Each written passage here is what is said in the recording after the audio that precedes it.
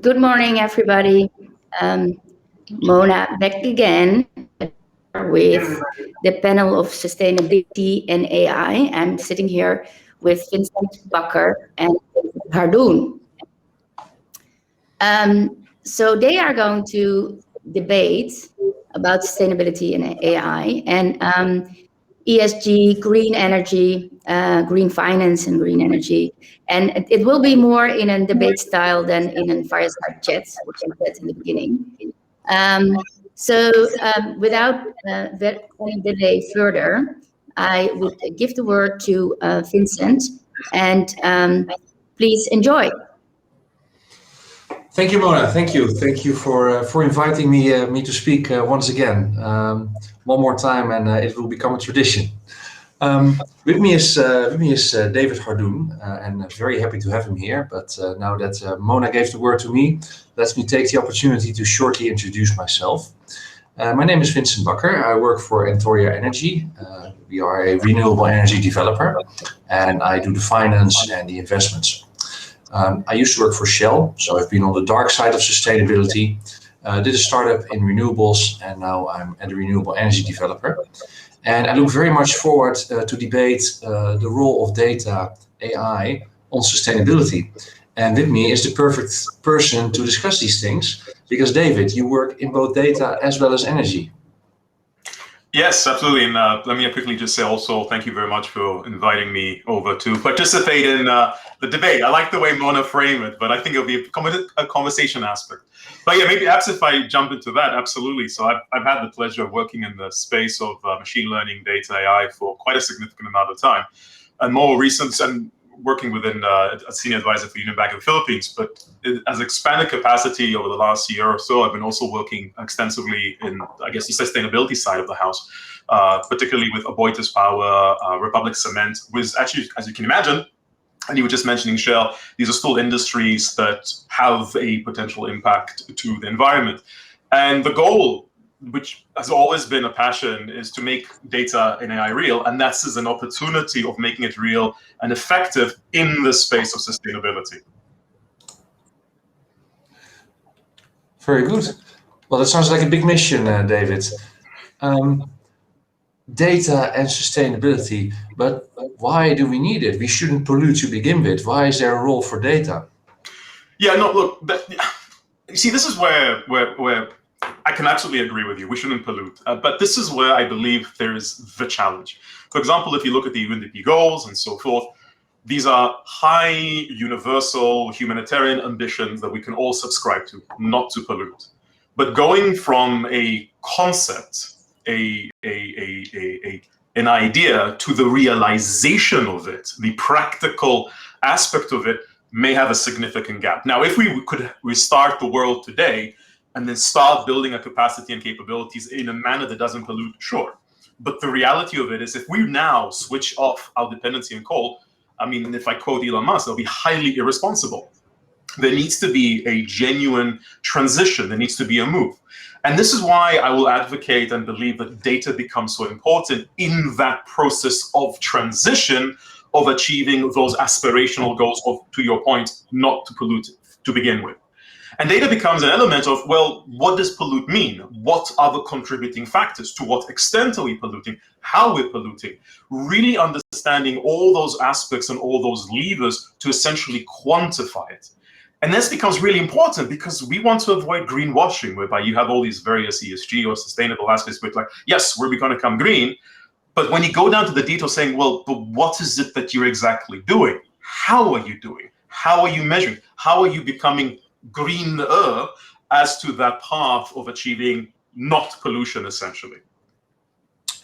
Yeah, and that's, David, I think where we have a huge gap at this point in time. And that's not necessarily just on data, that's purely on measuring. I'm working at Shell. I've seen how, indeed, despite all the polluting stuff that they do, European international oil companies go out of their way to measure what they do and how much methane leaks there are. I think there's actually two problems. One of them is, as you said, the greenwashing, right? A lot of companies are keen to look green, and they show some fuzzy data, and they fudge it in a way that it all looks perfect, and look at me helping the world. I don't see them on the sponsor list, so I can name them here. DBS, oh, we're going to stop coal financing in 2039. That's, of course, greenwashing. But there's another problem, I think, and that's around measurement. What can we do? We talk so much about data, but like methane leaks are underreported. So there's a lot of, in this new world of sustainable accountability, there's a lot of stuff where there simply is no data available. How can we go about there? Yeah, but you just raised something I think which is critically important, and I want to be fair, despite what may seem as an avid biasness towards using data, is the fact that it can be a double-edged sword. I mean, it can obviously be used as part of that process of greenwashing. But essentially, where I think it's extremely important is making that effort, especially whether there is no quantifiable data yet, is to at least provide a certain degree of metrics, an approximation. And let me give you off the cuff. We talk about sustainability, green. Let's say we're talking about airports. Well, how do you measure that? When you think about a plane landing on the tarmac, that actually is resulting in an emission, because you have essentially rubber, which is an tarmac, which is basically resulting in an underlying emission in terms of replacement of the tarmac and so forth. Now, you may not be able to now look tomorrow and go like, oh, we can measure it. Yeah, absolutely. But the mere fact that we need to define it, the mere fact that we need to put that framework around it of what is it that we're trying to achieve? What is it that we are trying to underlying measure? And I'm actually a big believer that what you identify is that there are perhaps not direct data attributes that will give that information. There is a lot of indirect information. There's a lot of approximate information. And you know something? I will take that half step, the no step, and simply just push it, like you said, push it downstream to 2030 or 2029 or whatnot. That doesn't make sense. We're just pushing the buck downstream. And by the way, since you open up the door, and I know this is a topic that we also debated offline as well, this was kind of why personally, I'm not a big fan of this whole approach of like, oh, we're just not going to fund non-pollutant businesses. Now, again, fully agree that we need to become green. I fully agree that we become environmental, green, and governance. But just saying I'm not going to fund it, if you're coming from a financial point of view, is actually divesting yourself from the responsibility. It's not meaning that you're contributing towards green. It means you're basically saying it's going to be someone else's problem. My personal, again, this is a personal preference and point of view, is just like you mentioned earlier about, oh, but we don't have data to measure directly, is taking that effort at looking at a framework and approximating. Similar here, saying, okay, my goal is eventually not to fund this, but rather than just simply saying, oh, go find someone else to give you the money, and let's be honest, they will find someone else to give them the money, saying, I will fund you. But here are very clear criteria, here are clear objectives that you need to meet as part of that process of becoming greener, essentially. Yeah, that is of course one way to look at it, right? But you can also say that with sufficient data insights, we actually know what is polluting and what is not polluting. We know the footprint. We can measure the pollution that coal power plants bring in Jakarta, a topic that was not raised before. Data makes it insightful how much air pollution there is. Data makes it insightful how much CO2 is being emitted in the air. And to the point of coal power plants, I think one reason that a lot of people are stopping coal financing is actually not to take shortcuts. It's actually because a lot of data has shown that coal power plants are not a good investment anymore. The regulatory pressure is down. So using data to analyze, can this coal plant still stand if the government is half serious about their commitments? That coal power plant becomes a bad decision. And even more so, when you look at an investment perspective, the cost of a coal power plant and the cost of coal, where again data helps, show that even if you completely ignore the pollution, solar power is simply a better investment. So it's maybe a question where data actually led us to change that paradigm for, coal, cheap, reliable, that actually with the help of data, we now realize it's not so cheap, it's not so reliable, we don't want to invest anymore. Now we call ourselves green, but we actually do it for the money. No, absolutely. And again, I believe the end goal is aligned. It's really the question of the transition. And again, this is where those frameworks or discussions need to be put in place. But because of the look. Let me give you a different perspective. Since we're talking about sustainability, let's talk about the world of tech. If you walk into a bank that is an existing bank, or any organization, in fact, doesn't have to be a bank, that has already that invested on technology, that legacy, and you say to them, you know something, switch it all off and just turn to cloud-based computing, or turn to that. It is far more easily said than done.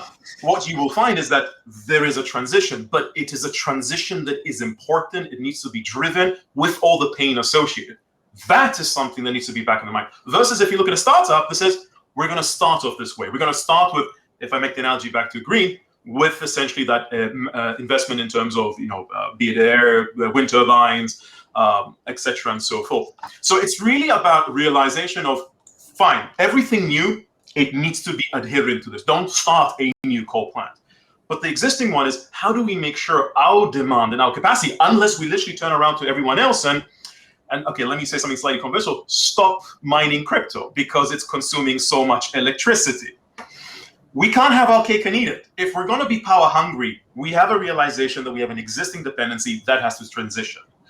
If we are able to say, okay, we're going to reduce our power consumption by 50%, sure, switch it off, move on.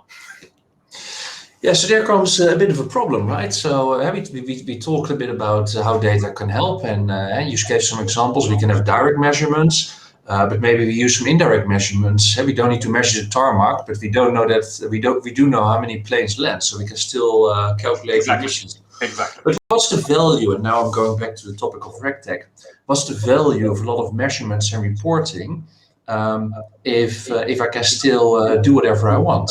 I give you an example. Royal Caribbean Cruises. I think we know the environmental impact on cruises is included in the MSCI ESG index for being such a great ESG company. So is there any value in sustainable data if there's no regulatory framework around what I can and cannot do?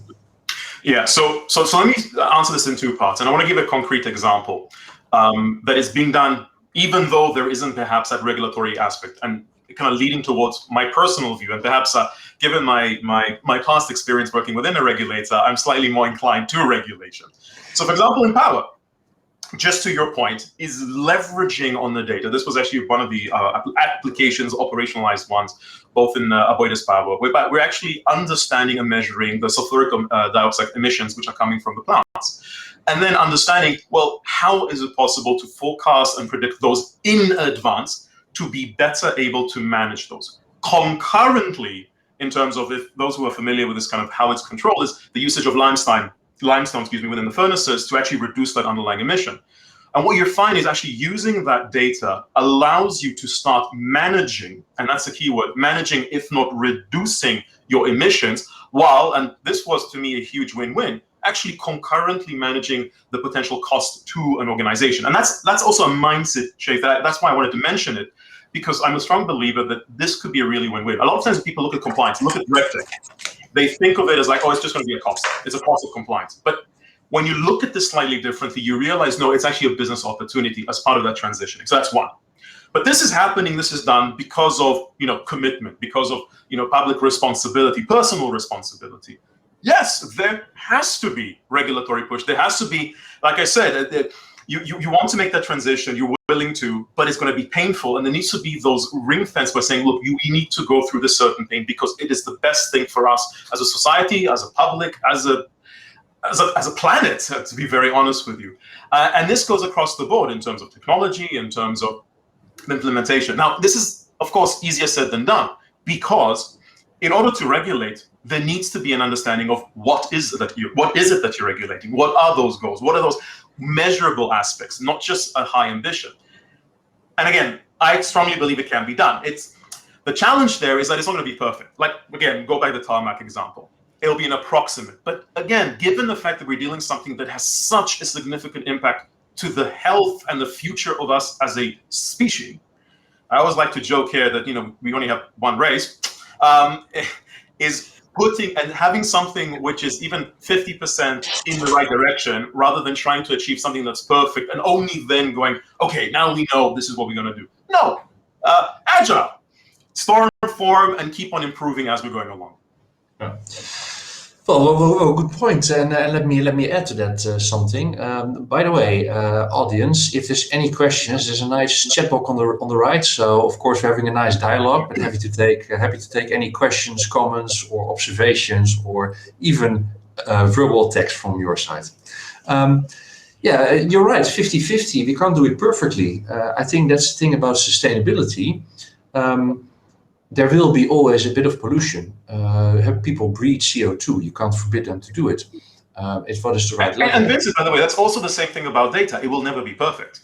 Yeah. A lot of times, the reason data type initiatives never get fully deployed is because that continuous necessity or desire, like it needs to be perfect. We need to have everything. So we need to have good. Good already brings us one step forward. Yeah. So you're right, indeed, good data. There's still some. There will be areas where we will have to accept a certain level of pollution, and that's why I think I'm quite happy with the recent innovations in carbon exchanges, because indeed, for instance, marine fuel that will be on fuel. So there will be refineries for essential businesses. We can do electric cars, but trucking we have to burn gasoline. So the really essential big polluters. If they can go to this exchange and actually through it buy carbon credits where somebody else helps them offset their carbon, that's great. That really fits your proposal, right? Voluntary, not perfect. We exchange it, so you must be happy about that. Well, somewhat. Allow me to explain why I have a bit of a hesitation, perhaps, on the concept of exchanges. Now, again, conceptually, as an ethos, I buy into it. The problem is human nature. What I say about human nature is, look at exchanges. The whole concept and the whole purpose on exchange is arbitrage. It's effectively to buy and sell and make money. And we've seen when it has also gone wrong. We've just remember recently the whole aspect of, larger scale subprime and so forth. So what worries me is if we put in place a financial concept and mechanism of exchange, what's stopping me by saying, well, I will always find someone to basically sell off my carbon footprint to? And then what's stopping someone, and unfortunately this may be the case in perhaps less developed economies and less developed worlds, but saying we will always keep on buying that footprint. So my worry there is that we're actually creating an environment for gamification. Gamification in the negative sense. Now, if we can say, okay, no, we're going to have that exchange, but you are limited in the capacity of the exchange that can be done. For example, let's say cruiser, and I'm a higher pollutant. You say, David, okay, yes, you can leverage on the exchange, but you can only use it to this quantum.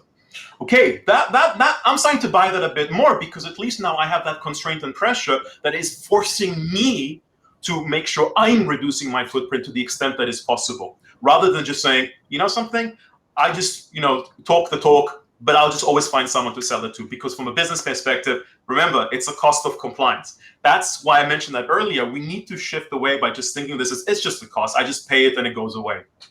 That's my worry about exchanges. Yeah, no, I completely agree. I think it has to be a combination. There will be carbon emissions. There's no avoidance there. And I think that kind of, in a way, is also where we both seem to agree on. Sustainable data can help us to understand our pollution, but there has to be we need the insights that actually can be beneficial in terms of recycling, in terms of more efficient energy use, in terms of cheaper alternatives. But at the same time, without regulatory pressure, it might not be enough, because as you said, there will always be people to pollute. Sorry, not to interrupt, but just to jump in on that. If you think about the concept of ESG ultimately, of the cyclic economy, essentially, and again, apologies for becoming suddenly like geek, because I do look at the world as just this giant pool of data, effectively. The cyclic economy is essentially data. That's a whole premise of data in terms of its generation, its usage, its analysis, and its then in turn usage, which will result in more data. So it's really the merger of these two. And this is where I believe you can have both soft and hard regulatory requirement. The soft is simply saying you need to start doing it. Walk the talk, in terms of getting this data, analyzing it, and not just saying, no, it's too difficult. Well, sure, if that piece is too difficult, find something around it. Again, approximations, define it. And then the hard one, and this will be hard questions, because what happens when you have a certain type of service or product which can never go beyond a certain level of pollution? That's a question of, do you kill off the industry? Or do you simply accept that degree of pollution? Again, something that goes beyond my capacity and is a question on a political and national scale. But data surfaces that. And that's my kind of one of the biggest advocates of why it's important to get this information and build these capacity and look at these definitions is let's face the truth. Let's face and understand what we're dealing with. Let's understand the delta that we can realistically achieve. And is that good enough? And if not, what is it that we can and should do? Don't just pass the buck around. That won't get us to where we want to be. Yeah, no, I agree. But I also think that regulatory push can actually help in what is possible. Regulatory push in Hawaii, for example, has made Hawaii run at 60-70% on solar power because everybody has smart appliances, smart cars. So one reinforces the other. So yeah, it sounds maybe we should have a circle of better data, regulation that can be enforced because of the data, which puts the bar higher, leads to innovation, and that's how we can get into a virtuous circle towards a greener world. Absolutely. And what do you see, David? If you have to, if you would today have an unlimited pool of money and you would start not unlimited, let's say some VC. Oh man, that would be beautiful. But yes. And the answer cannot be retirement. Suppose we give you with a $5 million VC investment for a sustainable data RegTech company. What would your idea be? Oh man. That's a tough question because you have so many different industries, so many different applications. But actually, I would really start on two dimensions. One is how to embed the understanding and the usage of data in a much more sophisticated manner in compliance. Because again, whether it's traditional compliance, whether it's ESG compliance, doesn't matter. How we use the data and how we comply, let's just be honest, we can do that a lot better. Right now, it is a very manual, it's a very laborious, it's literally, we're preparing reports, it's non-effective to the extent and scalability that it can be done. It is that. How do we get from the data that we've collected to what is it that we need to report, whether to ourselves or to the regulator, getting that streamlined, getting that effectively systematic across the organization. That, to be very honest with you, be my number one. Because as we become more digital, as we're looking at a lot more type of solutions that are, even smart cars, they're giving us a lot of data. If we don't fix that piece of the pie now, I mean, how we will ever achieve this goal of, streamlined data, reviewing definitions, understanding at the rate and scale in which we're operating as an economy and a society, it will just never catch up. So if I had that, 5 million, probably need a bit more VC. It's really on that reporting, regulatory compliance aspect from the collection of the data to the reporting for internally as well as to the regulator. Very good. My startup would be an attribution of guilt. It would be a name and shame. So what I would do, and of course I'm a bit biased here because I work for Shell. You can do that for free. You don't need 5 million. So what I would do is I would build some sort of super AI that would scan for data across the world to actually attribute pollution to individual companies. So rather than always blaming it on the big oil companies, that you can actually identify which small company is being super inefficient, so that we can have a transparent discussion about who's the real polluter with not just CO2, but also methane and dirty water. Actually, Vincent, and I see one has already popped up because we probably have to stop in a second, but I just wanted to say something on that note. Actually, on a serious note, transparency. Why do I say that? Is because it goes back to this whole aspect of green fab. For example, obviously, and I support that, moving away from plastic straws. And then you would get, paper straws. And actually, if you go and do the research, the amount of energy, cost, pollution that goes in the production of paper straws, again, it's not apples versus apples, but it's as bad as plastic straws. We need to be aware of this information, and then we need to challenge ourselves with this knowledge and transparency of why do you need to drink with a straw? We are most of us, we have a perfect good mouth that can actually drink. So this is where there needs to be that circular aspect, the understanding, and changes to things that we were accustomed to, perhaps. But I just wanted to end that because the word transparency is really, really, really important. And that's also something that the data provide. It's transparent. Exactly. Definitely. And thank you very much, guys. I know I popped up because time is up. And I think both of you guys could talk for hours about this topic, and it is actually super interesting. But unfortunately, we have a very big program to move on to as well. I want to thank you very much. I would love to have that money from the VC as well and go in business with you guys. So let's keep that in mind. But over to you, Simon, for the next session. Thank you, guys. Thank you.